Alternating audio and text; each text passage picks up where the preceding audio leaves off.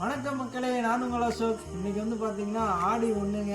ஆடி ஒன்றுனாலே நமக்கு ஞாபகம் வர்றது தேங்காய் தான். இது வந்து பெரும்பாலும் கிராமங்களில் மட்டும்தான் இன்னும் அந்த நடைமுறையெல்லாம் இருக்குது. சிட்டி சைட்லாம் தேங்காய் சுடுற பழக்கம் அதெல்லாம் எதுவும் கிடையாது.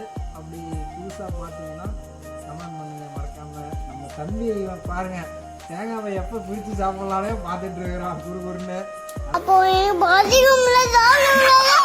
டைம் ஆச்சு, சாப்பிட வீடியோ போகிறேன். பார்த்தீங்கன்னா மக்களே, இப்போ தேங்காய் உடைக்க போகிறோம்.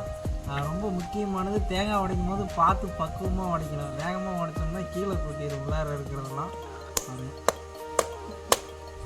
அப்படியே பொறுமையாக இல்லாமல் அந்த ஓட்டை எடுக்கணும். அவ்வளோதாங்க, பார்த்து பக்குவமாக எடுத்தாச்சு. அப்படியே மேலே இருக்கிறது பரவாயில்ல. தேங்காய் வந்து எல்லாமே உடச்சி எடுத்தாச்சு. தம்பி இப்போ கட் பண்ண போகிறாப்புல. அவர் தேங்காவை அவர் தான் கட் பண்ணுவாராம். கட் பண்ணுங்க லூக்கி. இங்கே பாருங்க, நல்லா அழகாக இருக்குது. வாசனைலாம் தூக்குது. சாப்பிட்ற வேண்டியது. அப்படியே சாப்பிடுமா லூக்கி? உள்ளார என்னென்ன போட்டிருக்கீங்க?